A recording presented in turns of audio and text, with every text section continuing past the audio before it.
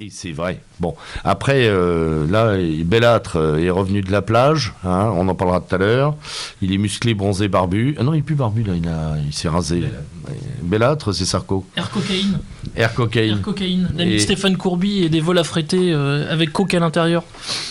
Voilà. Allez, Maurice, alors Paul Bismuth pour les intimes aussi. Non, il est vraiment invraisemblable que ce type puisse espérer revenir. Il y a une affaire par jour qui sort sur ce gars. Columbia, le fonds d'investissement, on apprend qu'il est en train de monter un fonds d'investissement, qu'il a tenté de monter un fonds d'investissement avec les Qataris, les Émiratis et tous ses amis plutocrates de la planète. On apprend que le divorce avec Cecilia a été payé par les Qataris. On apprend qu'il prend des vols, 3 vols, sur lesquels apparemment de la coke est affrétée. Son ami Stéphane Courby, qui est complètement impliqué dans cette affaire, se rend régulièrement à son siège rue de Miroménil. Ce type veut revenir. Je rappelle quand même que si aujourd'hui la Libye est dans l'état dans lequel elle se trouve, c'est à cause de ce type. Voilà. Et il est incroyable qu'il soit encore vu par de nombreux Français comme un possible recours. Vraiment, c'est à désespérer du peuple français, quoi. Pourtant, il y a eu une mauvaise nouvelle pour aujourd'hui. C'est le journal Le Monde qui nous a appris ça. Une nouvelle affaire embarrassante pour l'ex-président selon Le Monde. Alors, selon le journal, une juge d'instruction enquête sur plusieurs vols empruntés par Nicolas Sarkozy, l'avion, et qui auraient pu servir à transporter de la cocaïne. C'est très sérieux.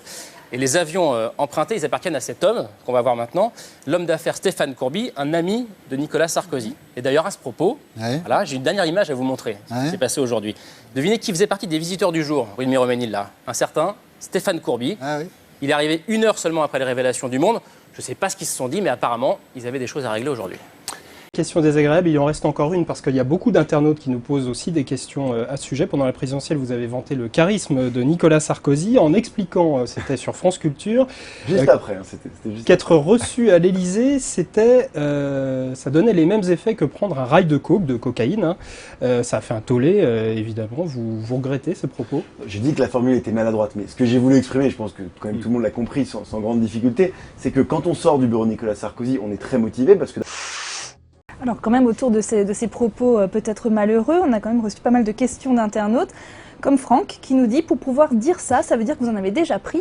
La réponse est non. Alors vraiment, je suis honnête avec vous, j'en ai jamais pris. C'était une formule un petit peu, voilà, parce qu'en fait, sincèrement, ça m'est souvent arrivé de dire ça en plus. Mais c'est ça, hein, moi, comme je l'ai souvent raconté à mes amis hors politique d'ailleurs, quand je leur racontais ces quelques que j'ai eu la chance d'avoir, parfois j'avais cette formule-là.